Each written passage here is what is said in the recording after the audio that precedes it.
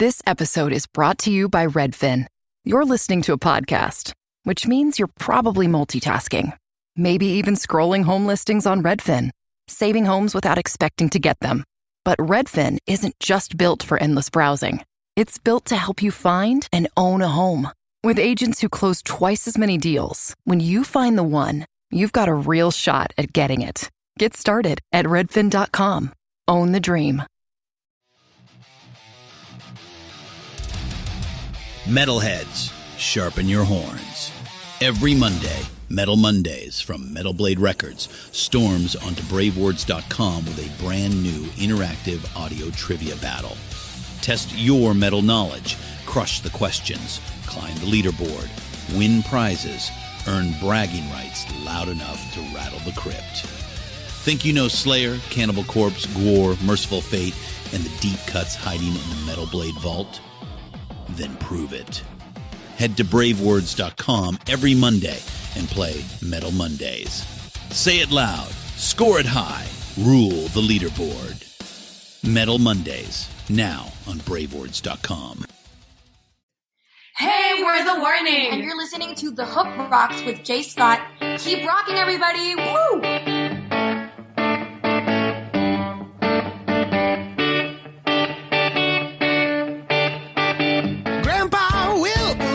First to be saved, he traveled the country playing on the church stage. They passed the hat, that was all he was paid. He was a dying breed long before his day. Oh.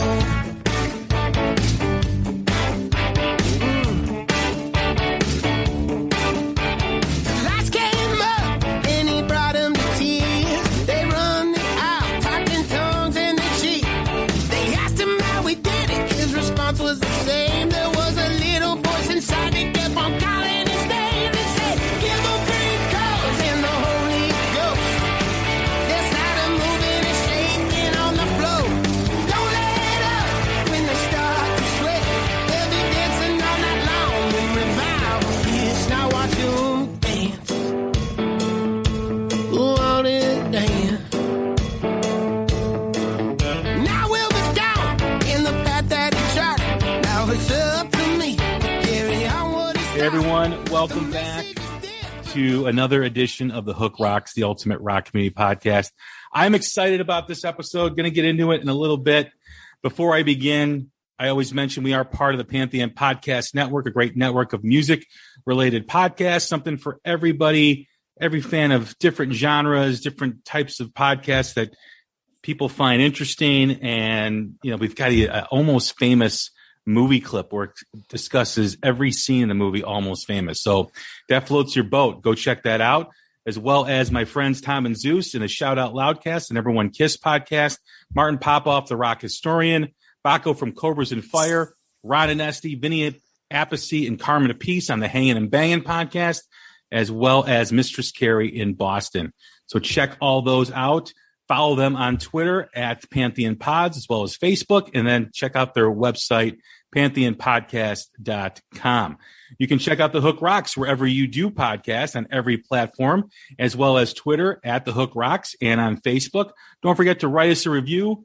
Always appreciate the feedback and always enjoy when something positive happens on this podcast, which is quite frequently because we have some really good guests and some really good topics.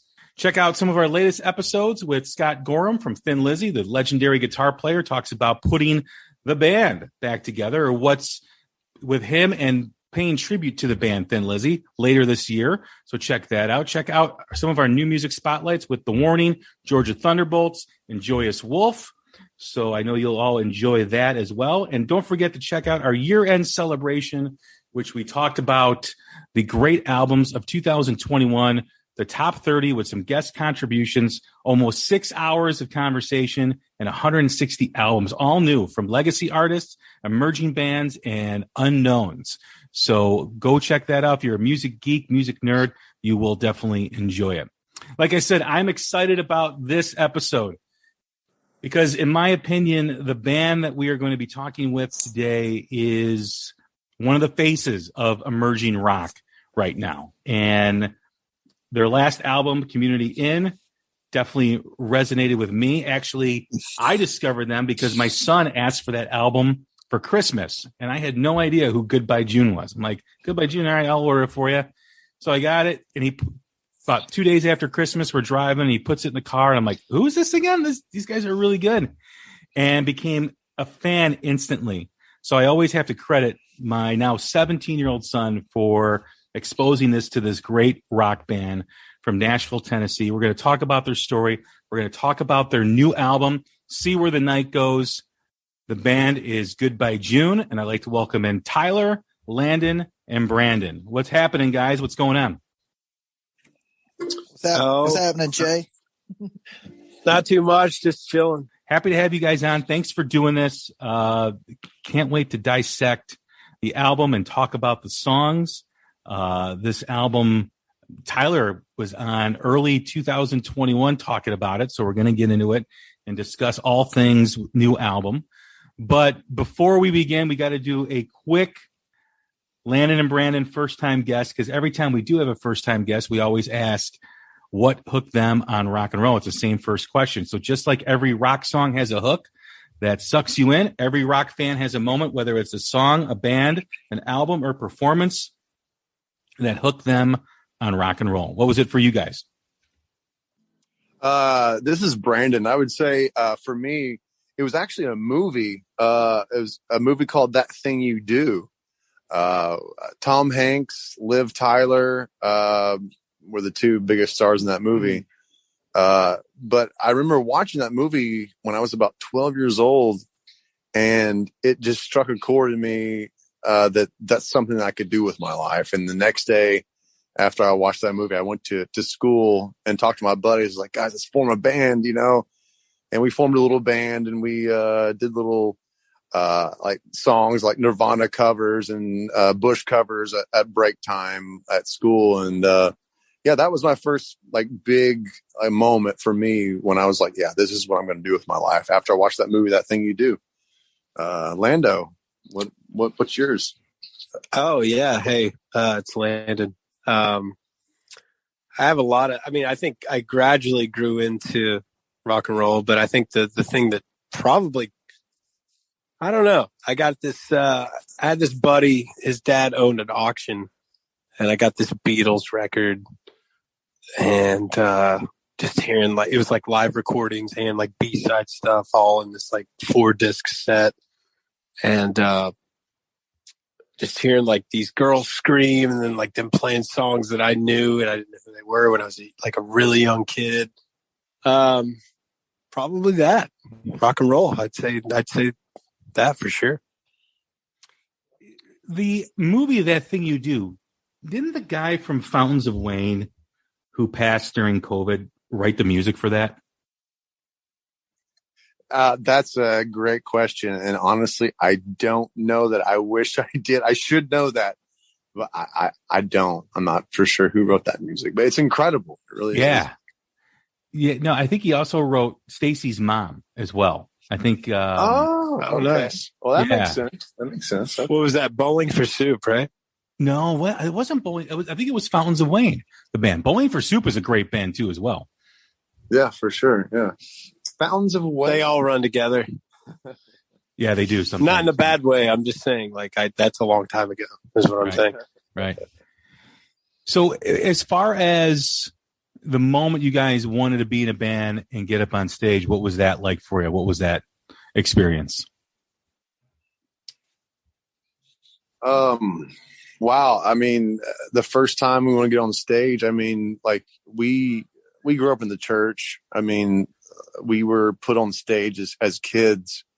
I would say, I mean, that was our very first experience of being on stage and wanting to be on stage, was performing at a church function, like whether it was a youth function or whatever it was. But that led to other things. Wanting Tyler to be in the band. Right. I mean, Tyler's experiences are more like coming from either a smoky bar or a little country church. He can speak more to you on that. But Landon and I's experiences are like, black gospel choir music and stuff like that. I think ultimately, like when me and Brandon were in a band when I was like 15, and we always wanted Tyler. So I remember the first time we actually started rehearsing with him too, like Goodbye June early stages. That was pretty cool. I remember us being very like motivated and inspired. So I know we took a lot of trips to like Cincinnati and other places to play shows and didn't make any money. And those were probably some of the first band experiences, I would say. I've been trying to remember for years, and it just came to me. That band that we opened for in Cincinnati was Sonic Flood. Yeah, we don't. Yeah. Okay. No. Great. No, that's great. That's great. Good I stuff. forgot. I think maybe I repressed that. Let's forget about it. But it just come back to me in that moment when you said drive to Cincinnati. That's great. But no, I mean, I was on stage. I mean, I played at like a small country church of like 20, 25 people, just doing like country hymns. But then I went to school in Bloomington, Indiana, and there was a blues club that would have open jam sessions on Tuesday nights. And I wasn't old enough, but they'd let me in. And I got to play on stages with like blues guys from around the region. And that was a lot of fun for me. That like sent me down a way different path and got me into all sorts of blues and all sorts of really cool indie blues. I mean, back then Joe Bonamassa was a budding guitar player. Like it was before like the world had kind of caught on to him. And I remember all these guitar players and singers, tell me about all these blues guys I need to check out. And it was a really cool time in my life experiencing that. And then performing the blues, but then also learning about the blues at the same time. So that would be mine. It's interesting. I mean, I had the experience too, growing up, of course, just outside of Chicago, where, I mean, you're hearing the blues when you're in the womb. And I still remember my blues experiences when I saw the Blues Brothers when I was a young kid. And it all seemed to make sense then, because I had that experience with, my grandfather being a lounge piano player. And then, there was this blues thing going on. I mean, obviously in Chicago, blues is huge, but that was kind of the earliest things for me too. When I was a young kid, was big band and blues, which were really prevalent in my house. As far as the album goes, the new album, See Where the Night Goes, I've told you guys, before I told Landon and Brandon how great this was, but I've been messaging Tyler and telling him how fantastic it was. This was an album that was recorded early 2021. Yes. Right? February? January to February. Probably second week was probably the last time I cut vocals. Yeah. And from what Tyler said in the previous interview that I had with him early, I think you guys were in the midst of recording it, was the difference in how the style of music or the approach to the music was for this album. More of a just plug in sound and, it's time to rock. What was that experience for you guys, knowing that's how you were going to record it? Well, that was actually something that we had planned on doing from the very beginning. When we first started writing the record, we'd set up in Tyler's garage with a little drum kit, bass rig, and a guitar rig, and we started writing as a 3-piece. And we had talked about it from the very beginning that we were like, this needs to be a cohesive sound, something that's a little more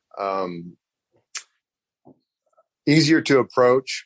And that was the intention from the very beginning, to record it that way, more simplistic recording process. But for us, it was actually complicated because we'd never actually done that before. So a simple left, right guitar, one take, kind of like one vocal take, a simple approach was something that we had talked about from go. So like that was the simplicity was on purpose, I guess you could say.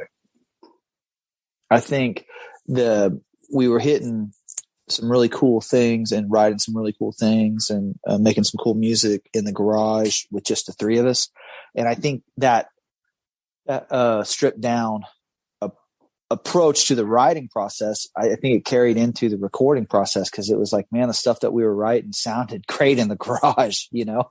So like Brandon said, we had always had this mission statement of let's see how good we sound through the same lens that a lot of our heroes, the style of recording that our heroes did, right? So which was, you know, recording to tape and very a heavy emphasis on the band and the live recording, and you know, a lot of the recording is kind of one take kind of things, like the magical take in the studio, which is what a lot of our heroes did. So I think the three piece led us there because we fell in love with the songs and how they sounded with just us three playing together. So that translated, and we told our producer Paul Moak the inspiration and what we wanted to try to accomplish. And I think he nailed it. I think he set us up for success. There had to be a sense of excitement. And like you also said, you know, stress, because it's something different that you're doing. And it's one thing to play the songs in the garage, but when you're going in the studio to do it, you're trusting your instincts at this point. You know, you're maybe, I don't know if this happened, but there's maybe a little bit of second guessing. Like, are we doing the right thing? Is this what we really want to do? So that, you know, coupled with the excitement of making this music, had to be a different experience in the studio. Did that all, you know, kind of encapsulate what was happening with you guys and, you know, internally? I mean, I think once we got in the studio, we were all pretty ecstatic to be there. Honestly, I think like we had spent so much time locked down. Basically, everybody was locked down, so it was kind of a nice release for us to just get in there and to accomplish what we were set out to accomplish. I mean, we had already had phone calls with Paul, our producer. We had already worked through a lot of the songs prior to the studio, and then we obviously continued to craft them there. But for the most part, I mean, it was pretty seamless. Like, it was, everybody was on the same page of what we needed to do and what we were out to achieve. So it ended up being a really therapeutic time. There was no, at least from my point of view, there was no stress. There was no nothing. I mean, we were all hopping on different, you know, instruments, and whatever the song needed, we did it and just made it work. And it ended up being a beautiful process. So that's my viewpoint on it. Yeah, I thought it wasn't really super stressful. I mean, I always get stressed in there because me and Paul have maybe a different dynamic where I think he tries to push me, and he doesn't let me off the hook very easy. Especially with my rhythm. I think it's just that you're the one that gets in your own head, but then you end up crushing it and blowing everybody away. Well, me and Paul have. So he has to beat you up a little bit. Yeah, we have a unique dynamic where he doesn't. He tries to draw the best out of me, which I appreciate and I love. But in the moment, it is a little stressful sometimes for me. But I'm a maybe a touch neurotic sometimes in the studio. So. But yeah, no, like Landon said, I'll echo that, is that I was so elated just to be there, just to have another chance to record another record after what had happened in the world and what was happening in the world at the time, you know? So the fact that we got another chance to do another record with someone that we love, Paul, I mean, he's incredible. So, we were just kind of happy to be there, happy for another chance. As far as the pandemic, how much did that play into you guys being inspired to have a more raw sound, to go in and kind of change the dynamic of what you guys were used to? I imagine, you know, sitting at home a lot and doing things, you know, that or not being able to do things that you're normally allowed to do or what you do. You know, your mind tends to wander. Your mind says, hey, you know, what can I do to kind of change it up a little bit. Did that play a part in anything? I mean, I think we all live really close together. So when that initial lockdown happened and all that, I mean, we were already around each other so much, and we just kept being around each other, and we just became our own, little group that spent time together and whatever. And then once we realized how long it was going to last, that's when we just went for it and met at Tyler's garage and started, writing, playing music, trying to figure out, what was the next move as far as an album goes. Trying to really, honestly, just navigate through accepting the fact that we lost shows and all that stuff. Lost a whole year of touring, lost a whole album of touring, basically, and trying to pick up, inspiration to write a rock and roll record that made sense in times that weren't that nice, basically. Like, I think we were just dreaming of the future when we started writing this record, and we wanted it to be an upbeat record that meant something. We've always said this in several interviews, but we wanted a record that you could put on from start to finish at a party and just let it roll. And basically reproduce good times, because at the time when we started the pre-production and the writing, it wasn't good times. So for anybody, so I think we were just trying to dream up, I guess, a world where it would be again at some point. When you think back of recording the album, in January, February of last year, to February now, a year later, and you guys have been pretty open about, the lost, tour dates and not being able to do what you guys were planning and expecting to do. Now that you're on the cusp of this album coming out and, the waiting that you guys had to do, obviously there's the excitement and everything, but when you look back and reflect on it and you think about this journey that began early last year and all the things that happened and didn't happen, how has the band been able to just maintain that focus on the album, the music that you guys did, and now anticipating what comes after it?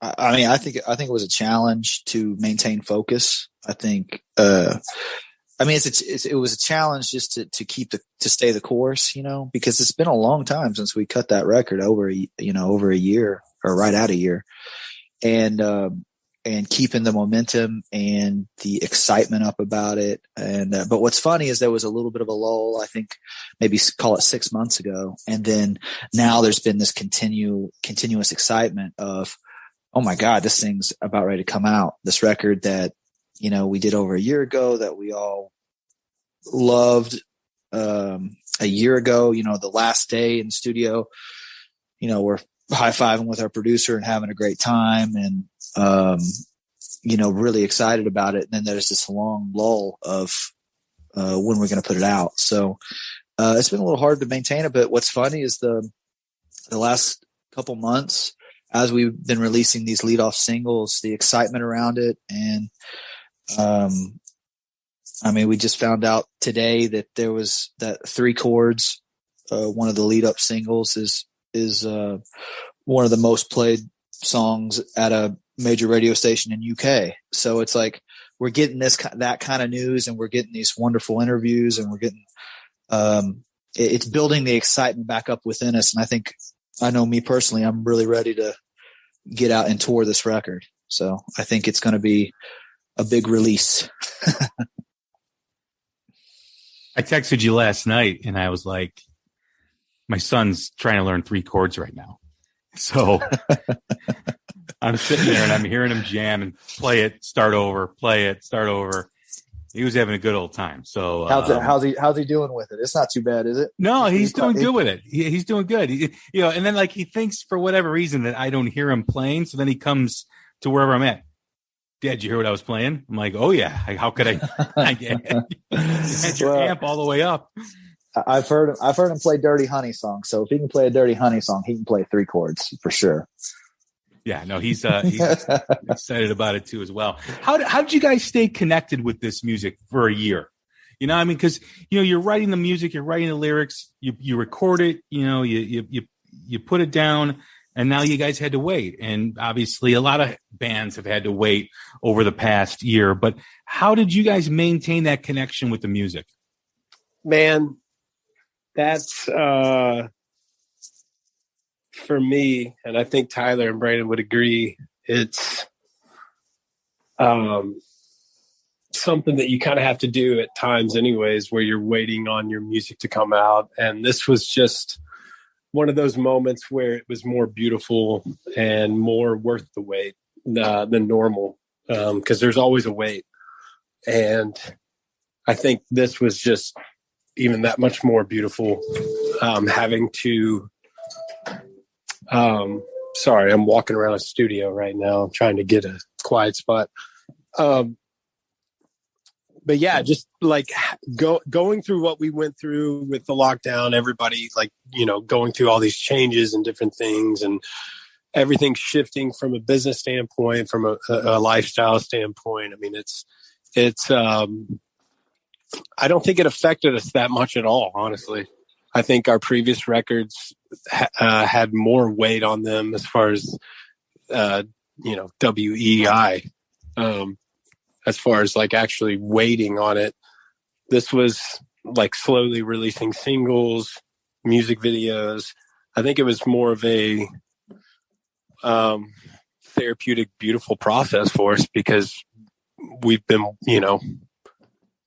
not doing much. I mean, like nobody has. And so it's been a beautiful thing to see it come to life, as opposed to like, all right, let's hurry up and push it out and get on the road. Which we want to do that. We want to get on the road, but I think at the same time, like this has been different. It's all different. So, it's a weird question. Hopefully I answered it okay, but yeah, it's just been a weird time, and I think it was a beautiful thing for us, honestly. It also has to be exciting too when you've had this long of a break, to have that first single come out, Step Aside. It's got to be like, hey, here we're going. I mean, this is starting to pick up now. This is actually happening, because at some point, like everybody, human nature, you start to think of things like, man, is this ever going to come out? I mean, it just feels like we're waiting forever. And then boom, that single comes out, and then the next single, and so on. And you're like, wow, we're actually going to be doing this now. Yeah. Step Aside came out swinging too, man. Like it did really well on like Spotify and Apple and everything. And I think it showed us that there was a hunger for what we do, and it came out streamed extremely. It still is. I mean, it's streaming extremely well. So we it was just really awesome to see after all that time and all the shows canceled and all the bad news when it came out. It was so well received, and that was a big shot in the arm. So it was exciting. Well, let's get into the tracks. We're going to break down the songs. We're going to play some clips for people listening for the first time. All 11 songs on See Where the Night Goes. And first song is Step Aside.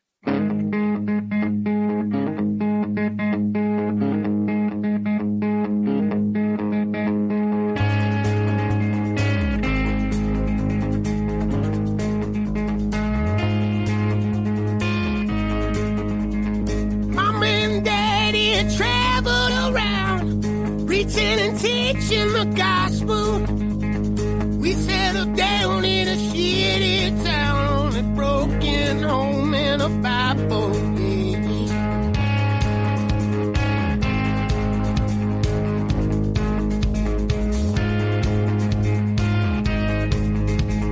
I've been everywhere since then. I saw what really mattered.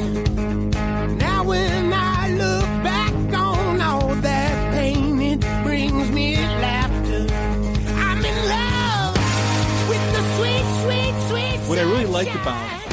step aside is the build up with the opening riff. And I know when you guys released some promo with the media talking about how the riff came to be, you went back to your the house where you grew up, Tyler. But in terms of recording music, where was this song, or what does this song mean to Goodbye June and opening up the album? I think it encapsulates kind of all of us together, different shades of our lives. It's all honesty. It's just kind of pieced together with riffs that Tyler wrote, a riff that Brandon used to warm up to on the chorus. Like every sound check, Brandon would warm up to that. And then Tyler came up with this killer intro riff and the verse riff. And we brought it to Paul Moak. We had some lyric ideas. Tyler had some lyric ideas. And then we all four finished it out. And it really just encapsulates. Sorry, I'm going to get there eventually. Just our overall upbringing into rock and roll, really, and the lifestyle that we lead and the music we're trying to create. I think that is probably the best way to say it. Yeah, I remember sitting in the studio, and we were at the very beginning. We had just showed the riff to everybody, and everybody was digging, like, "Hey, let's write this, let's do this." And Paul jumped in, and we didn't know where it went. And then I remembered, I was like, "Brandon, dude, can we use your riff?" I just called it his riff. He's like, "Yeah, if I'm remembering right," he's like, "Yeah, what are you talking about?" And I played it. He's like, "Oh yeah, that riff." Because he like Landon said, he warmed up with it almost every sound check forever. And it was not a riff we had ever written before. It was just, it was just under his fingers. And it was just this riff he always used to check his sound out that he knew. And so that's the chorus riff is Brandon's riff. So it was a great combination of a complete effort from everyone. And I think that was obviously the high energy and the message and stuff. But I think overall, it was the perfect start to the record because it's truly all of us in that song. On to the next song, See Where the Night Goes, the title track of the album.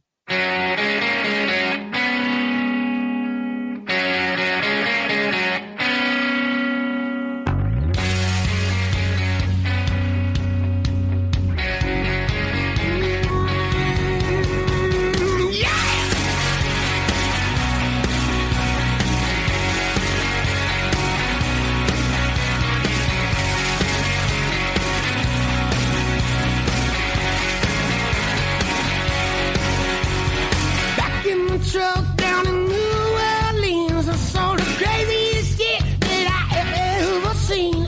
We're chasing that luck, please don't be mean.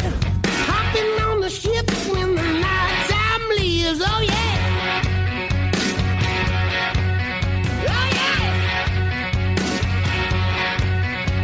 They're out in the streets, playing trombones, singing some songs that I've not heard before.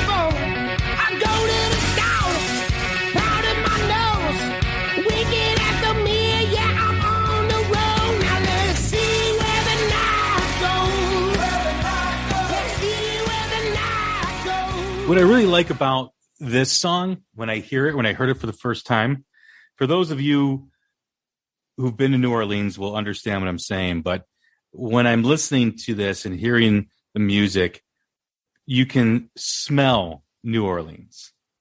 And for anyone that's been to New Orleans, when you walk out of your hotel the next morning after a night of doing whatever,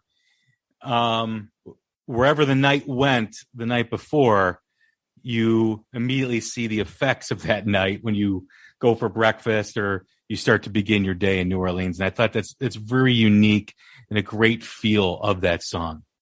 Yeah, we actually we were invited to do a cruise that we actually just did a few weeks ago called Shiprock, and it was basing out of New Orleans in 2020, early 2020. think it was like Super Bowl weekend, like early February, late January, early February. And the night before, we all had a hotel, and we went out with a bunch of buddies of ours that were on the cruise as well. And they had a parade, and like these people were like, there was marching bands and trombones and stuff like this. And we had a pretty wild night. And I think Tyler had this lick, showed it to us, and Brandon came up with that New Orleans, like back in the truck down in New Orleans, which we weren't in a truck, but we were basically in a truck. It was a minivan, close enough, right? And right. And basically, I mean, honestly, that whole song is based off of that whole night experience. I mean, we just kind of had a good time, and then we wrote about it. And then that next day we left on a cruise and went to the Caribbean. So it was good. I always enjoy the songs that you guys make in the lyrics, because especially with this album, I think more so than the ones that have come before it, the way you guys paint a picture of the moment, the song, you really allow the listener, when they absorb it, to really feel what you guys are feeling. I mean, when I heard See Where the Night Goes or Step Aside, that opening riff to begin the album, paint a picture about a night in New Orleans, and kind of brought me back of myself visiting there, and the way the approach to the lyrics are. It's very unique, or you guys are very unique compared to a lot of emerging bands that are out there in the way that you write and the way that you tell a story. Well, I think that just comes from being honest. Typically, most of the songs that we write are just a real honest story that we've actually lived. And I don't know if that's lost on the next generation or this generation or what, but that's just what we draw from, is just real life experiences. I mean, sometimes we expand on it and like make it a little more fantastical or draw it back. But, the songs on this record are just, real life, situations that we've actually lived through. And that's just what it is. It's not some sort of trick or just a way we're trying to do something. It's just the honest truth. So I guess that's maybe where the stories are coming from. Tyler, can you expand on that? I'm sure you have a thought as well. Well, I think when you say, bands, maybe there's not as many bands doing that. I think we've been writing a lot of songs together for a long time. And in my opinion, I think all three of us are great individual songwriters. And I think as a band, we're learning, and we're trying to become better as a band unit. Every record, we hope the listener hears it, the growth and the maturity. And what's so funny is the older and older I get, and the more songs I write, it's always trying to keep things as simple and the storytelling as honest and like fundamental, and try to make it to where anyone can understand it. So if a teenager in Czechoslovakia like listens to See Where the Night Goes, it's like you said, Jay, he's there with us. Like, he's never been to New Orleans, but like he can be there with us. And I think that's where, as songwriters, as you mature, I think that's the whole goal, is the better and better you get, is the more and more you can transport people to these super vulnerable moments, or these super fun moments. You transport them to be there with you. And it's been a journey for us. And I think, me personally, I think we're getting better and better at it. That's what I strive for every time I pick up a guitar. Sometimes I work on my technique, but 9 times out of 10, I'm trying to work on my songwriting, because I think that's the most important thing. So, yeah. The next song is Breathe and Attack. It starts out with those blues influences you talked about, Tyler, and let's check it out. I was born on the river, raised by the rock, moved to the city, and it gave me culture shock. I'm the son of a preacher, but I lost that fever. Yeah, I've been destined to accept that I ain't either. Breathe and attack. It's as easy as that. Breathe and attack. It's as easy as that. Ooh, yeah, yeah. People gonna say what they want. People gonna see what they want. People gonna hear what they want. Let me show you how it is done. I just love if there's a song that really kind of defines that simplicity that you talk about, is really the build up in the beginning of this song. And, it's a very powerful song because it's got an incredible hook to it, but it starts out with just a simple blues riff. And, the way it just develops over time makes it one of my favorite tracks on the album. Yeah. I think. Oh, go ahead, Lando. Well, I was just saying, I think this is the one that we had the most fun with in the garage. Like at least for me, like I had a good time. Like just like me and Brandon would always switch up drums and bass, or Tyler would even play bass. But like, this was one of those first ones where we felt like we were getting it, like we were getting the foundation of what we wanted. And I think that's what's so beautiful about this song. Like, I'm very biased to all my songs, like all of our songs, I should say. But this one was like one of those first ones where Tyler had this killer riff and we just started jamming it and just going for it. And it really helped set like a tone for the rest of the record. And I think you could credit a lot of it to, that tone that Tyler, was trying to find, and that riff that he wrote, and then like the vibe that we all tried to create, like with that straight up, hi-hat, bass, guitar, just simplicity, Yeah. Yeah, that was a fun riff for me. Joey Morrow from Bad Flower, he I think he had caught COVID and like the world had shut down and he needed a place to go, and he ended up staying at my I have a guest room, some guest rooms that are detached from my house, so he came over and stayed with me, and after he got over the sickness or whatever, we were playing guitar and playing Xbox and stuff and just hanging out. And so I was unthinking. I was watching him play Halo, and that Breathe and Attack riff came out. I wasn't even thinking. And Joey didn't even look. He didn't look at me. He was still playing. He's like, dude, that riff was awesome. And I said, what riff? And he's like, play that again. And so I replayed the Breathe and Attack riff. And he's like, yeah, dude, that riff's awesome. And so I noted it in my mind, and I kept practicing it over the next couple of days. And then I ended up showing Landon and Brandon in the garage like a couple of days later. So I give Joey Morrow a little credit on helping me out with that riff for recognizing it.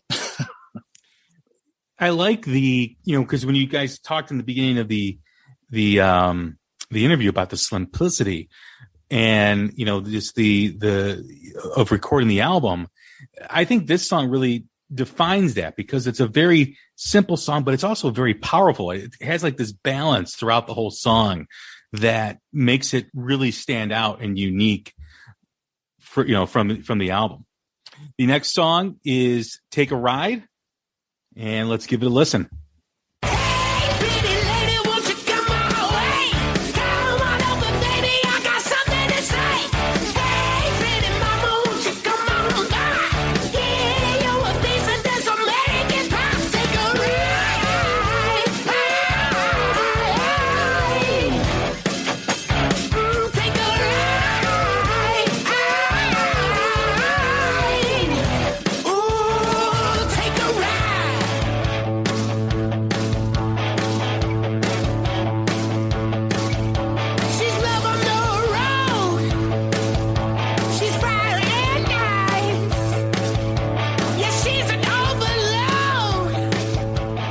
This song really moves. It kind of keeps pushing the album forward. And track number 4, Take a Ride. It's one of those songs that I envision a lot of people dancing at a show, at a Goodbye June show, because it really can grab an audience. It really kind of grabs the listener and makes them move.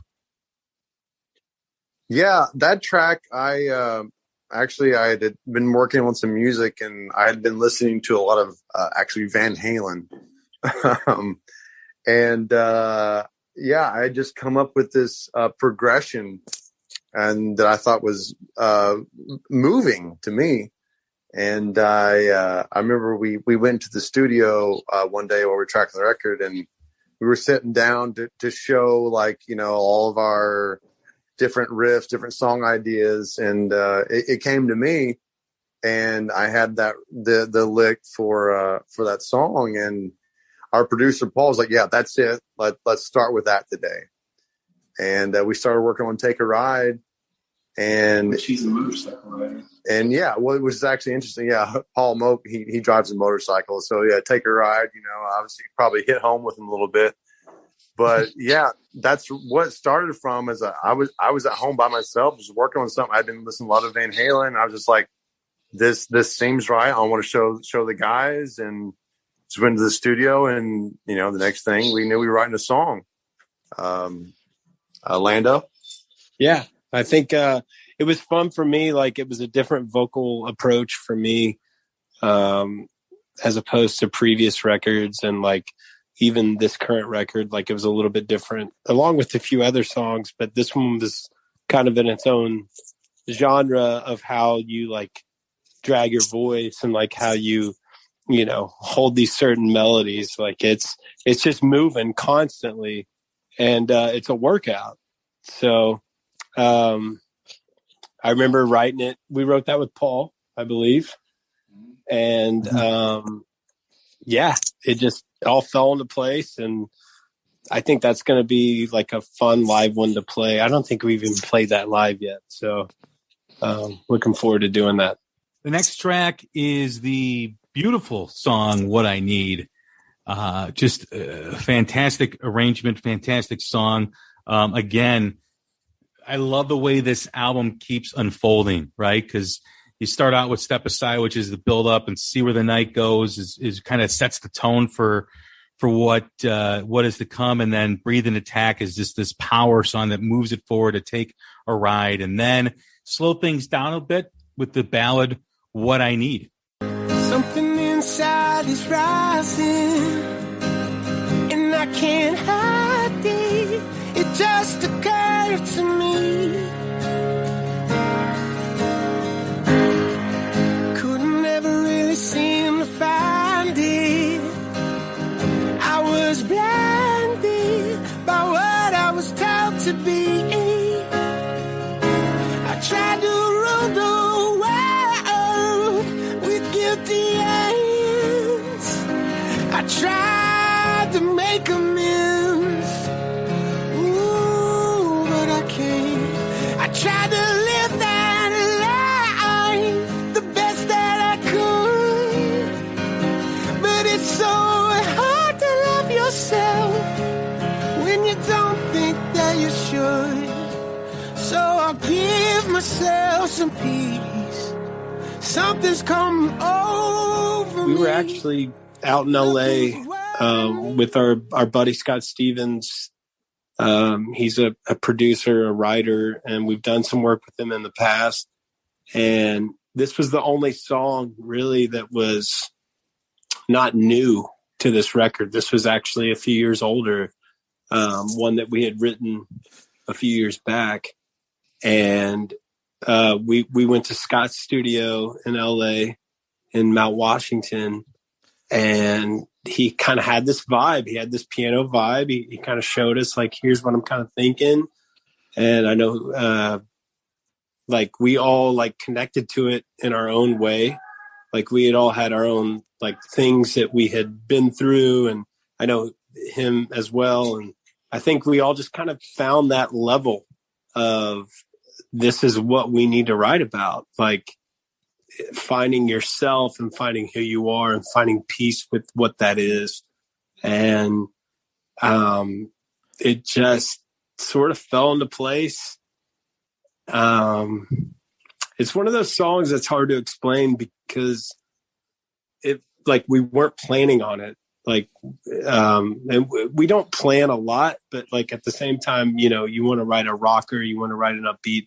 I think ballads are a little bit different. I think they have to just happen. And I think that's what happened here. Scott was in the mood. We were all in the mood. And we just came together and pieced all of our souls into this song. And I think that's what kind of was created. Yeah. Scott was, if I remember right, and not to speak for Scott or anything, but if I remember right, we had worked all week and it was Friday. It was the last day we were going to be in LA. And, at the end of the week, you're maybe a little more tired or whatever. So we're all kind of coming in, kind of chill, kind of whatever. And Scott had been dealing with, I'm not for sure, but if I was remembering right, I think he was dealing with some family issues and he seemed pretty, he was kind of sad about a couple of things. He had told us some things that was going on in his life and he seemed pretty down about it. And it was kind of he had those chords, those piano chords. And he said, guys, he's like, Joe Cocker, You Are So Beautiful is my absolute favorite song. He's like, is there, I don't know what was said, but we were all talking about things and all talking about things that were happening in our life. And Scott was weighing in on a lot of stuff. And, What I Need happened. So I thought that was pretty special how just kind of our communal sadness, so to speak, all went into this song, which I think you hear it and you feel it and it's special. Yeah. The next track is Stand and Deliver.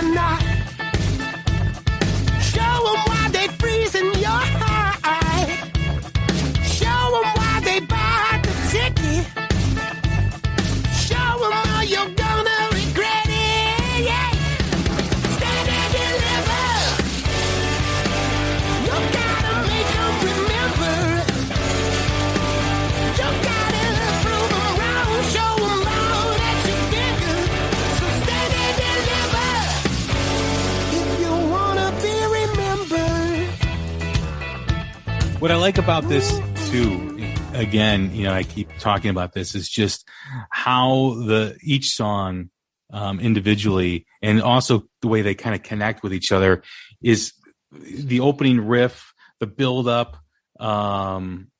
It's not the same as Breathe and Attack, but it kind of has that same type of vibe to it where, it has a very cool riff in the beginning.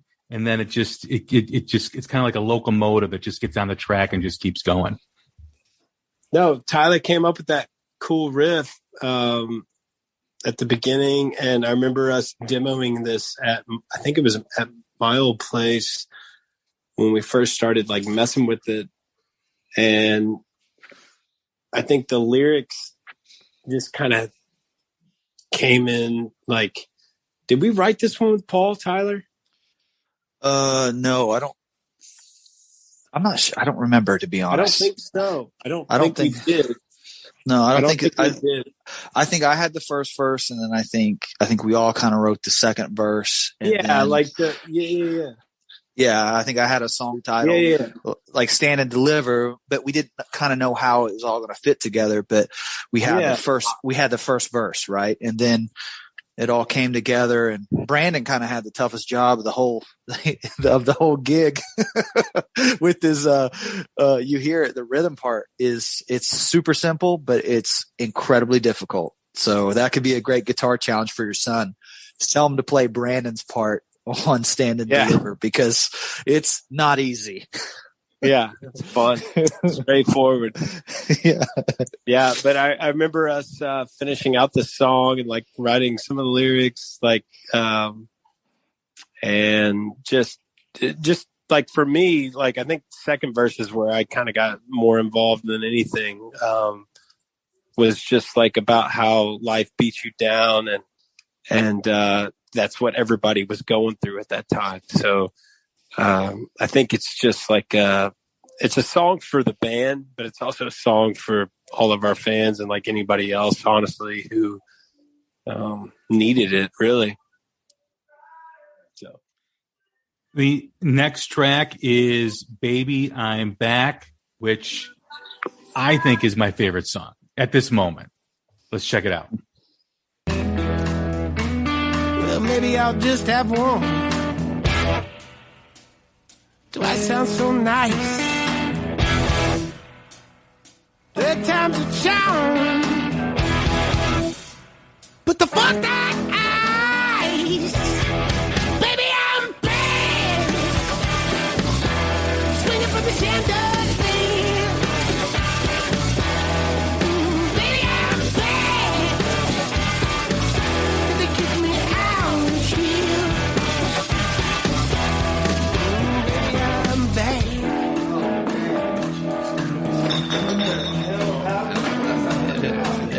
It's crazy. Woke up in my boots, mirrored sunglasses on.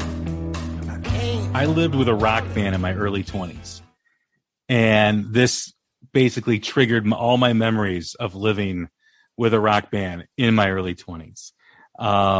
Even the sound effects in the beginning of the song with the beer bottles rolling down on the floor or being kicked around. We had a keg fridge in our kitchen, and, we would have, we get the line serviced, every like 6 months, and we had parties after gigs and Friday and Saturday nights. And then I worked at a biker bar. I bounced at a biker bar, and the whole bar would come over on certain nights. And, thank you for bringing me back to those memories, because, I had a great time reliving it. Yeah, well, you pretty much summed it up right there. That's pretty much the whole gig. That's the whole vibe, man. That's the Tyler, did we really have anything to add to that? I mean, not really. I mean, you pretty much said exactly what we were going to say. Right. So, I mean, that's I've lived it. Honestly, if I could sum it up, it would be we wanted to relate to people that have been hungover on multiple days in a row, and there it is. It's a party song. It's a continuous party song, hangover song. Yeah. You make bad mistakes, but then you bounce back. The power of a beautiful woman is incredible. Yes. That's right. I wish I could get into some of the stories that I experienced living with the rock band, but I know my son does listen to this. And he'll have to be 21 and over before I share those with him. Yeah, there you go. So, but no, thanks for bringing me back. That was I started listening. I'm like, well, this song is interesting. It's got the beer bottles and everything going on, and I'm like, I've kind of lived through those moments myself. And in fact, two of the guys that I still talk to, two of my roommates, they put out an album that was kind of centered around a party that kind of had sound effects and everything. So I'm sure they'll be excited when this comes out and I send it to them. Yeah. We always I remember all throughout our career, we have these little stints in LA where we go out and we always put on 90s rap, Snoop Dogg, like West Coast rap. And those tracks are always laden with sound effects and, cocking pistols and like, shells hitting the ground and beer bottles and stuff. Like it's kind of part of that music and part of that era. So we've always thought it would be cool to add in, maybe pick a song and add in a couple sound effects or something, kind of like that West Coast rap. So this is our best attempt. I think it was great.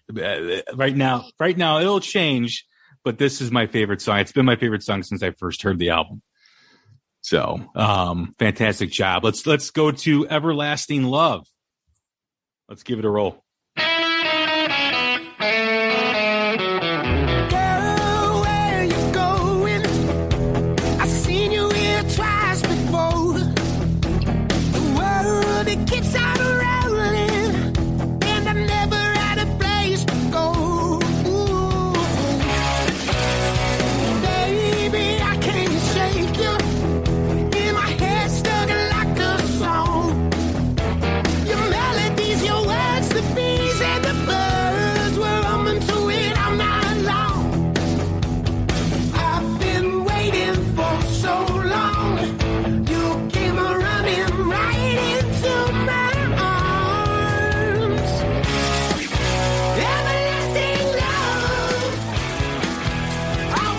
Yeah. I remember Tyler had this intro riff, and we thought he showed us this intro riff to me and Brandon, and then like what we thought at the time was the chorus, and we wrote this awesome, what we thought was a chorus. And we're like, man, this is awesome. And then we all we kind of started questioning it and like, okay, well, what if this is an awesome pre-chorus? Like instead of a chorus. And we kept progressing on this song. This was a garage song, by the way. This was like one of those garage days, like just hanging out in Tyler's garage, like just working it out, sweating. And I think ultimately we all agreed that what we thought was the chorus was an amazing pre-chorus. And so we kept writing from there, which is hard to do, by the way. Like, because once, like a lot of times, like I'll speak for me, I won't speak for Tyler, but a lot of times, like when you get a method set in your head, it's hard to break away from that. So to do that and do that effectively is really cool, because then you just keep making the song greater and greater. And we were able to elevate what we thought was the chorus, which is now the pre-chorus, to the, and then create a new chorus. I think we just kind of created this vibe of, free care, free love, like trying to keep everything positive and have fun while doing it. And I know Tyler has this wicked guitar line that he does that I think is probably the hookiest thing of all in the song. Thanks. I tell you, I would say I did enjoy my guitar work in this song, but I thought the hero, just like this one and then an upcoming song, 3 chords, I thought Brandon's guitar work in kind of that awesome, Keith Richards rhythmic, Rolling Stonesy contribution on the choruses. I think it transported the song into a new realm of fun. And I remember sitting on the couch and we were all working on it, and we didn't have a chorus yet. And for some reason, an old gospel hymn, Leaning on the Everlasting Arms, popped into my head. And then I was like, what about Everlasting Love? And then we ended up going with it, and it ended up working out just over that big riff. And it was so fun. So at this point in the album, when I'm listening to it, I'm thinking every song you can play live and the crowd you would just kill it with the crowd, because every song so far through Everlasting Love, this is when I'm like, man, they could play this whole album live and it would be just completely an incredible connection with the audience. Because it's like you said, it's like an album you can put on at a party, and you can also say you can play the whole song and make the whole show a party. Yeah, I think that's what we were going for. I mean, just to make everybody feel good, honestly. That's the ultimate goal. And also, like, every record we've ever done, every, piece of music we've ever written, like, we're putting thought into that. And I think this time it was just different, and it was different for everybody. So that was the ultimate goal. On to the song Nothing, the 9th track on the album.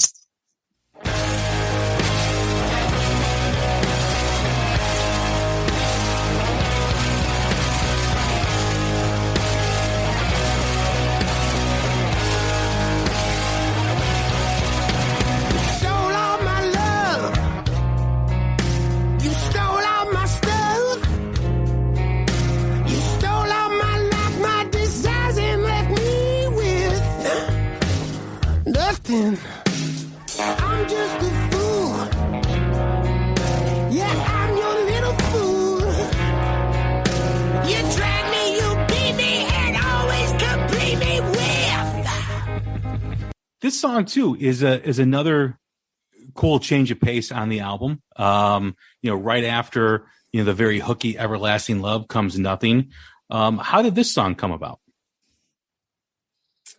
Dark depression, my friend. I'm joking. No, I'm not joking. No, you're not. I'm not. I was like, we suddenly took a turn here. Yeah.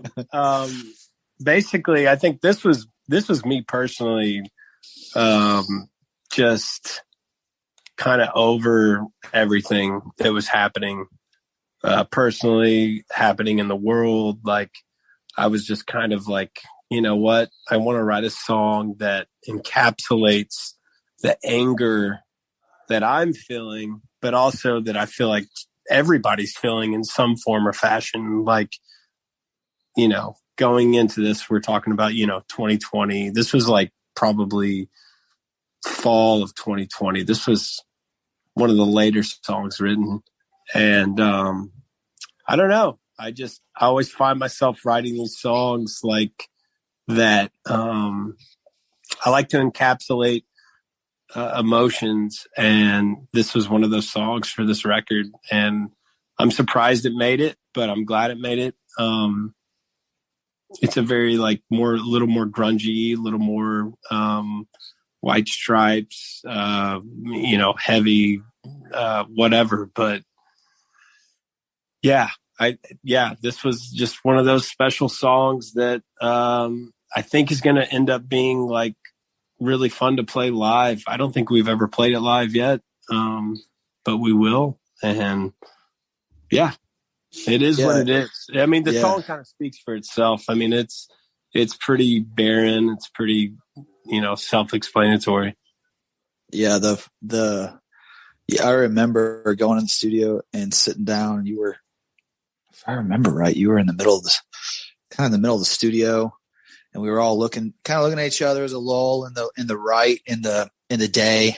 And you start playing that stuff and start singing. You had these ideas and the really cool verse phrasing, and you had that verse riff, and then you had the verse phrasing, your vocal phrasings. And it was immediately everybody was like, this is special. Like, this is really cool. And then we all jamming and it developed, and it took, I would say Paul always, Paul's kind of Mr. Grunge. And, so he loves stuff like this, and he leans into, the grungier side of Goodbye June. And I think he loves that side of us. So it was cool to see. I mean, we all contributed and we were all pitching in, but I think this song especially was kind of a you and Paul, like you guys were ping ponging off each other, and there was a lot of excitement around it. And, well, for me personally, this was probably one of my favorite solos on the record. So we were all jacked up about this song. So, yeah. Well, I remember talking to you, Tyler, and I was like, this solo needs that ball and a biscuit, tone, that wild, erratic guitar tone. Yeah. And then you went in there and cut that, and like, we were all just like, yeah. And you cut the demo. I think the acoustic I cut was the demo. Like, we kept so much stuff from the actual demo, which the rest of the record was more live.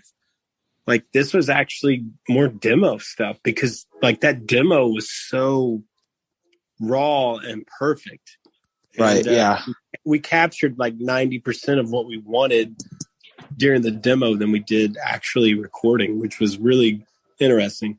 Yeah. I think that song kind of is so emotional, and so like we were listening back to this demo that we had made, and we all kind of like, well, what can we do better? Like, how can we can't recapture this wonderful emotion, this first time emotion that we captured. So, a lot of it stayed on the record. So I think that was the only track like that we actually kept like a lot of the work. Yeah, it was. Yeah. On to track number 10, 3 chords. Let's check it out, because this is an anthem.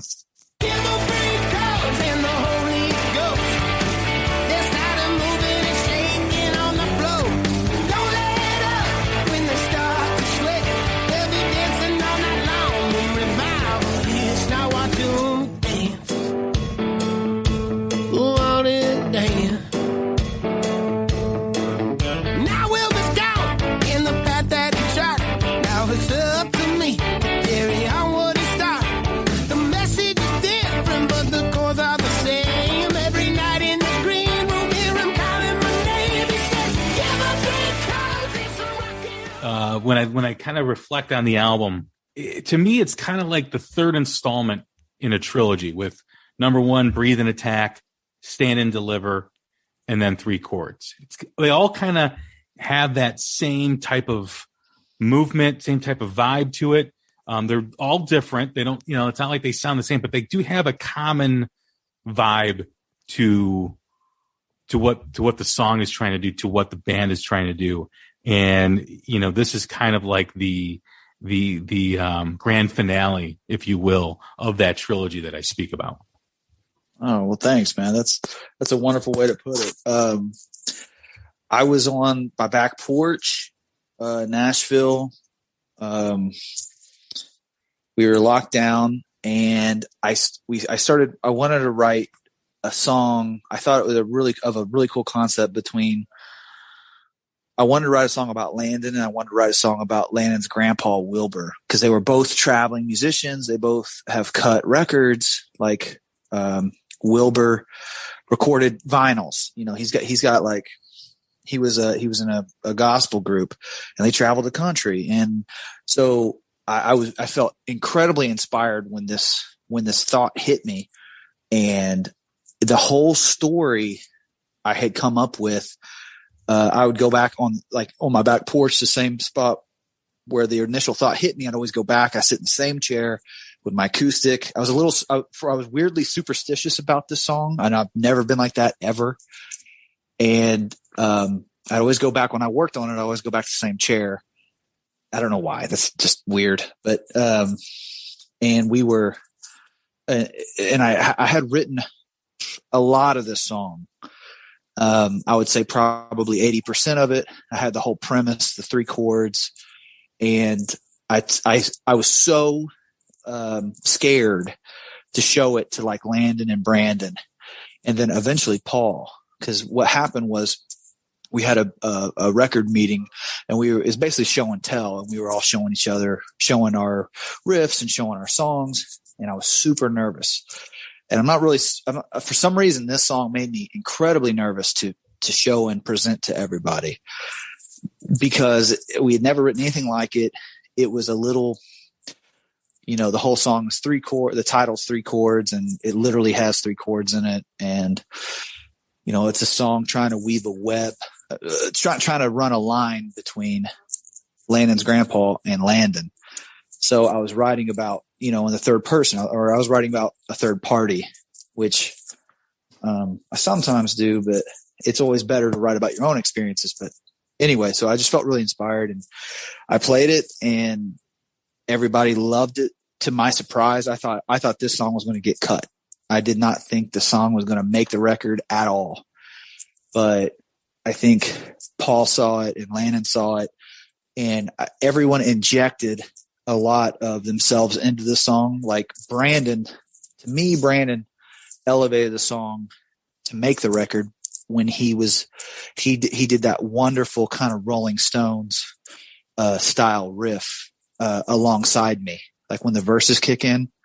And to me, that elevated it way up to a point where all of a sudden, holy cow, this isn't just another track on the record. This might be a single.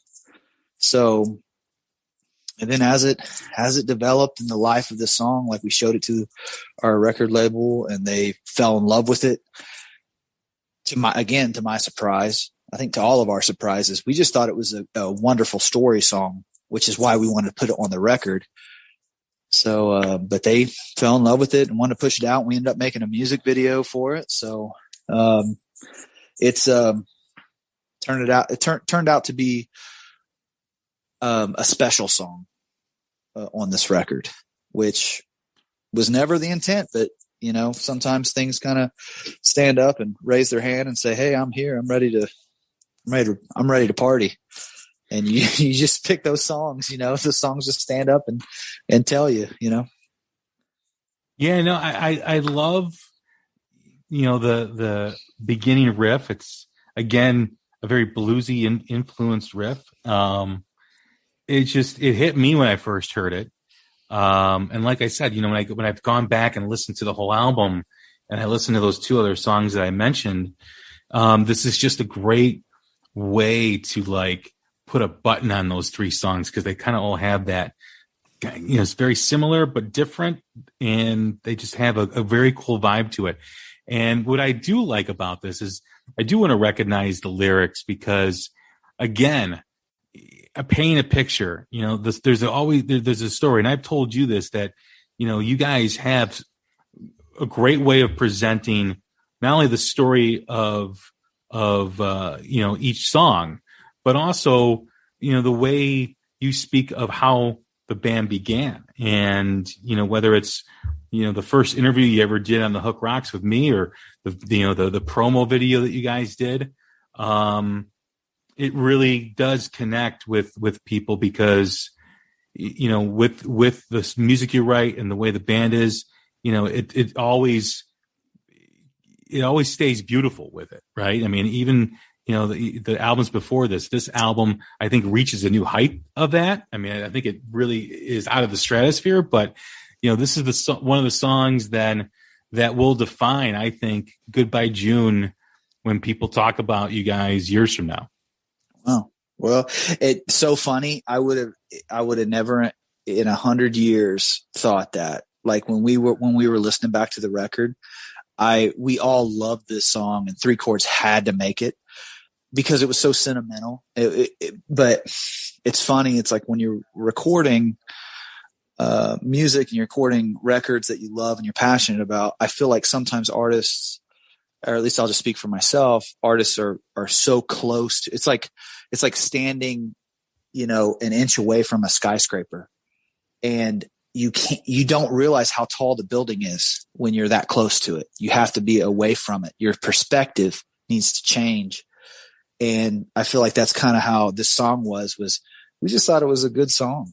We just kind of shrugged our shoulders and said, yeah, hopefully we're like, well, hopefully everybody digs it. It's kind of like how our emotion was, when we were leaving the studio, but the response to it has been really incredible. So it's just funny. It's a great testament to anybody who's listening. That's a writer of music. Just tell real stories, because this song is just incredibly real.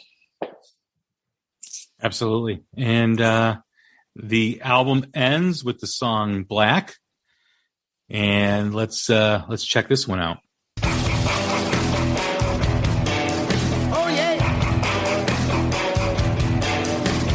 Hurt people, tic tac. Sell your brother out for a kickback. Standing ovation, clap. I'm gonna get high till it all turns black.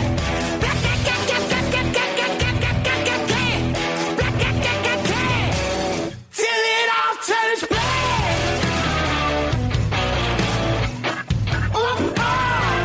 Till it all turns black. Oh my. Well, are you looking for that next big number? Here's another feel-good hit of the summer. So ending with this song, this is the most different song on the album. It's got a very anthemic type of beat, where, people can stomp their feet and clap at a show. Was that the idea with having this song last? Truth be told, we had made a sequence of this record, which is, the order of the songs, and we had turned it in. And in that sequence, What I Need and Black were switched. Mm-hmm. Okay. So we turned in the sequence where What I Need was the last song, and Black was where What I Need was, to my memory. And, I remember the president of the label wrote back and basically said, guys, please don't put one of the best songs you've ever written last on this record. Meaning he really liked What I Need. Mm-hmm. Which we understood, but we were like, man, What I Need such a wonderful closer to this record. And, so we were thinking, well, you know what?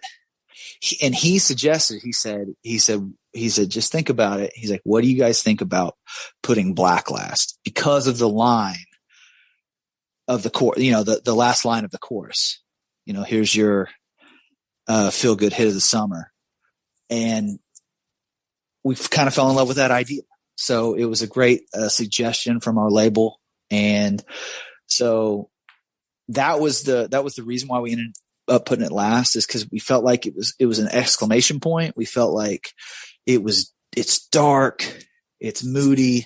It is a little different than the whole rest of the record because of the verses have this a little more of a modern approach, right? And it has a little more modern approaching hip hop cadence, right? Which is a little different. Usually Landon sings, melodies and sings long melodies. Well, on this one, he kind of falls a little more into Red Hot Chili Peppers land, or dare say maybe even Post Malone land on the verses at least. And we thought it was really unique. And we just thought it was a cool way to end the record. So not too much thought put into it. Just it was just a different vibe. We thought it was a weird mixture of like Black Sabbath and modern, just a modern approach to rock music. So we thought it was a really interesting song. So it's kind of tribal in a way too.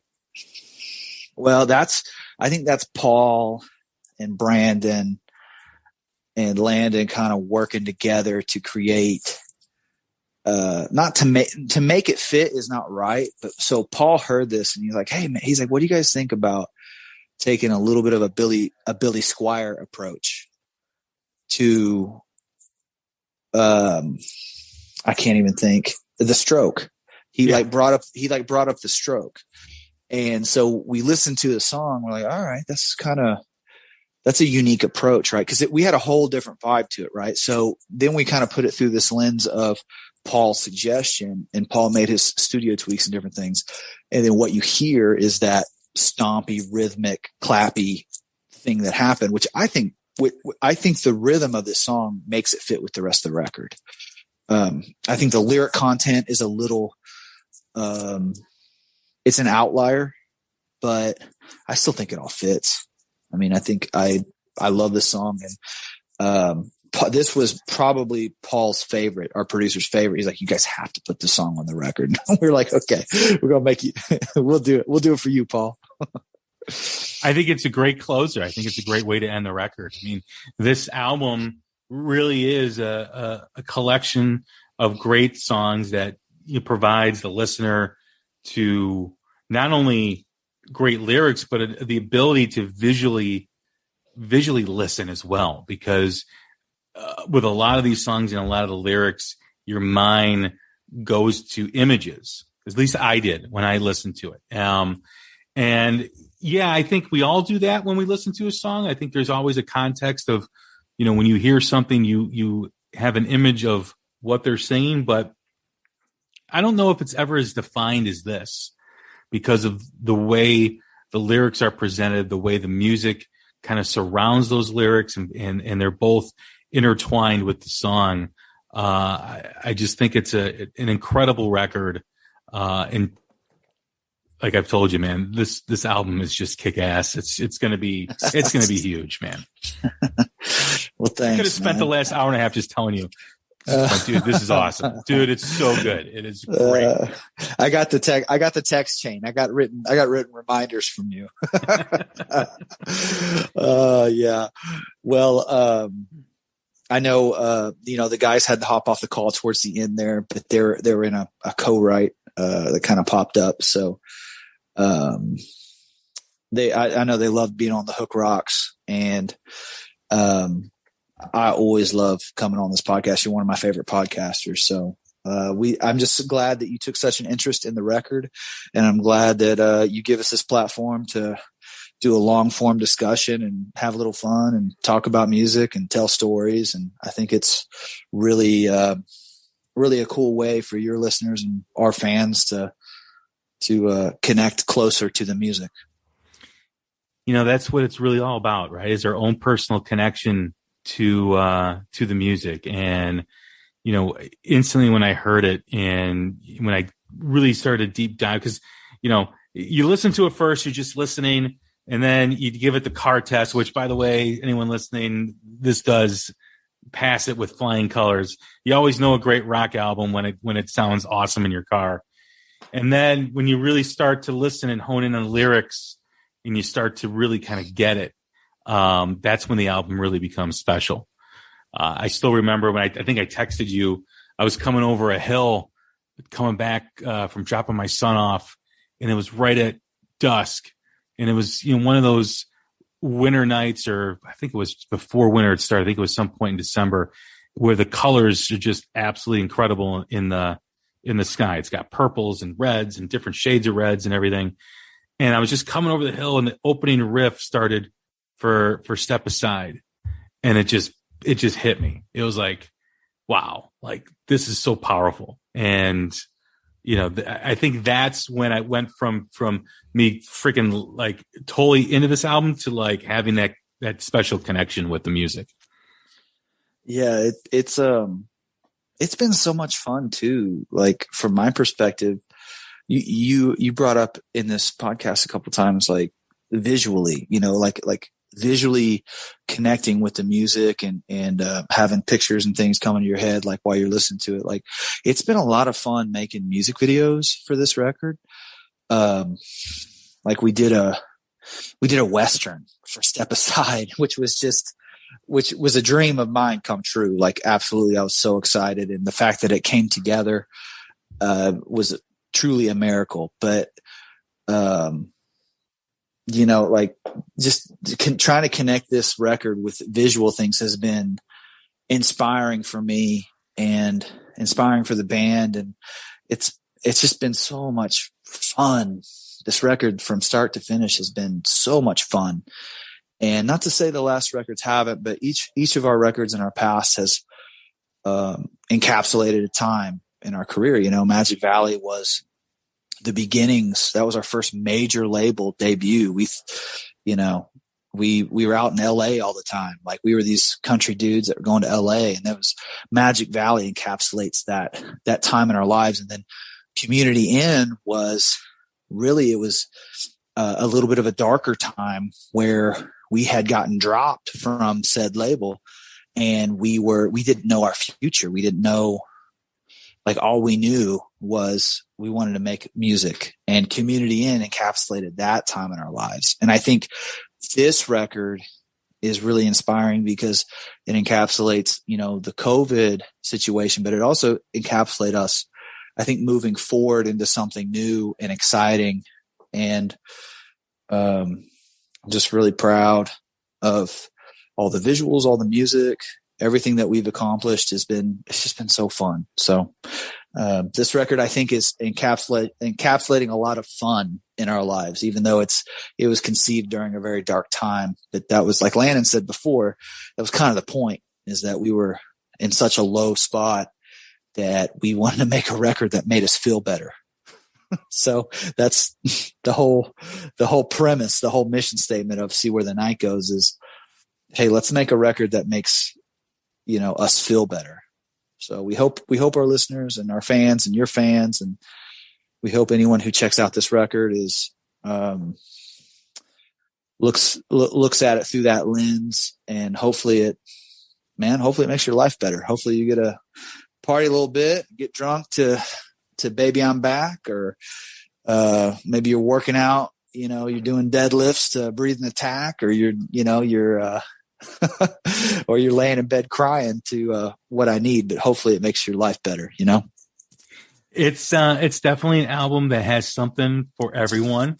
I always my highest rating for any album is always a holy shit album, and it definitely hits that. It really is something special. And I think the band should be extremely proud of the music that they've done on this album, because I think artistically, you guys seem even more connected than you normally are.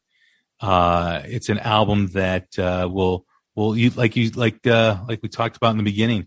You put this on at a party, at a barbecue in the summer, and you won't have to turn it off, because I think everybody will be into it. and it's a fun record, and we need some fun times. There's some personal stuff on the album too, but I think the whole vibe of it is a positive one, and I think it's a perfect time to release this album. Well, thanks. Well, we're excited. We've been sitting on it for a little while, trying to find the right time. And February 2022, here it comes in a couple weeks from, I don't know when this podcast will air, but it's going to be February 2022. And we hope everybody, you can, we're doing like limited edition vinyls. We're doing special merchandise. We're doing a lot of cool things. And yeah, for the vinyl lovers out there, the guys that collect vinyl, I know I've got a lot of them.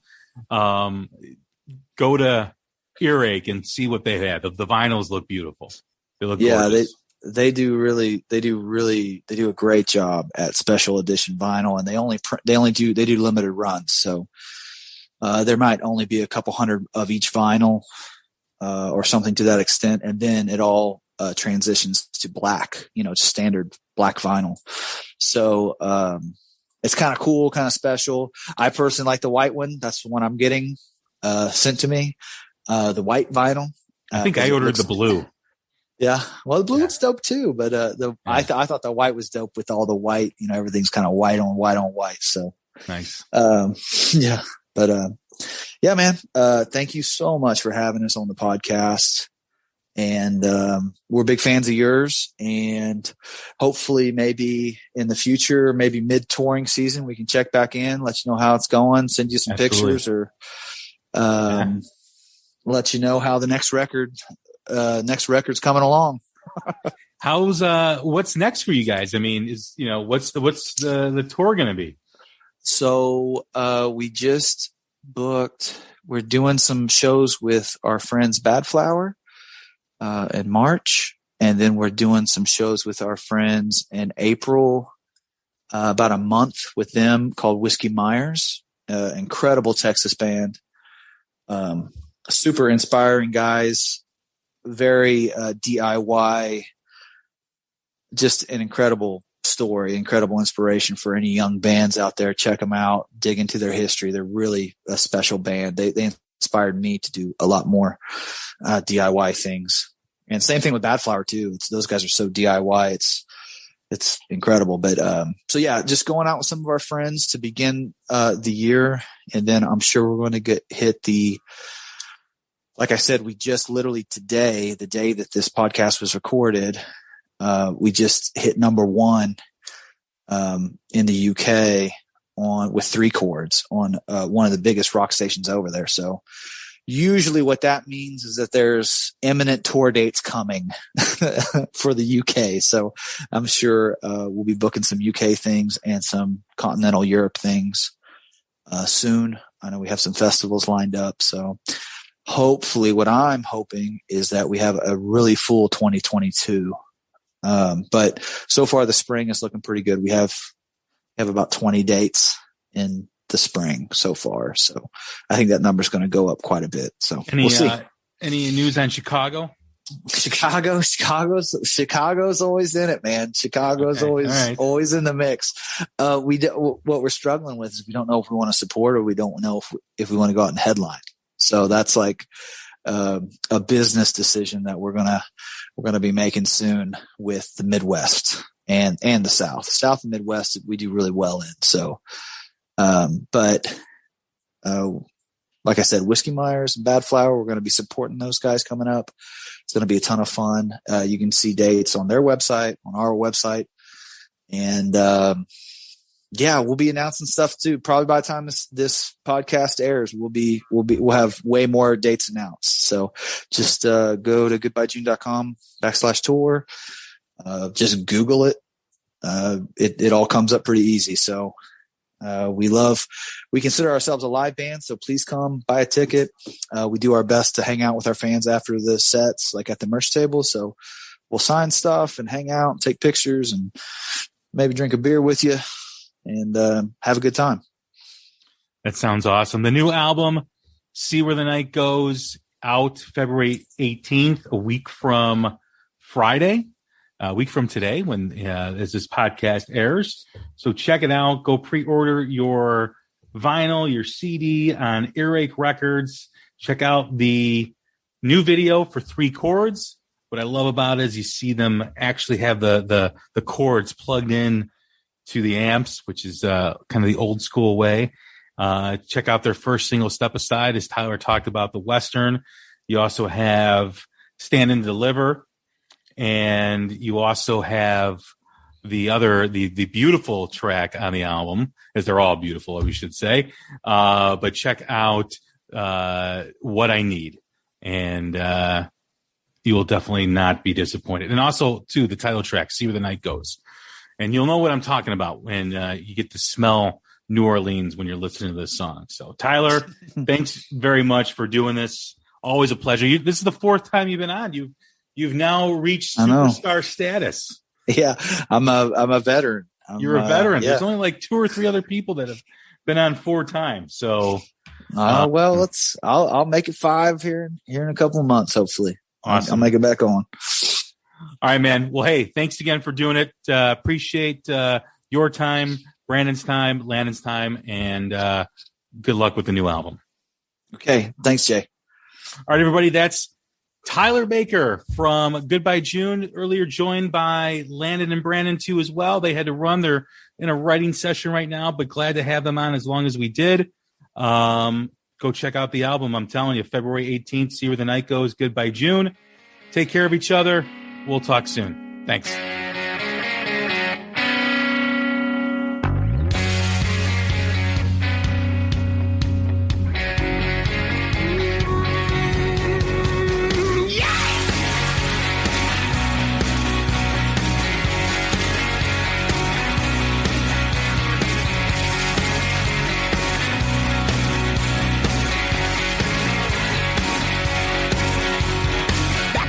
Truck down in New Orleans, I saw the craziest shit that I ever seen.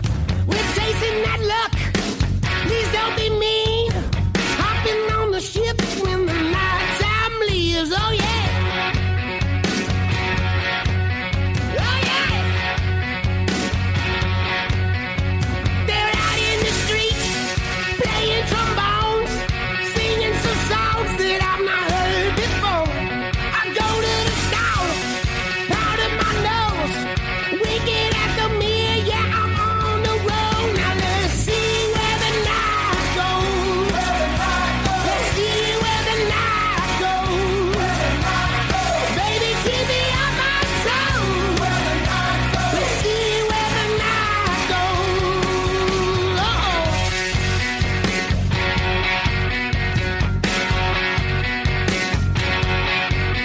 There's a voodoo doll next to a miniature Jesus.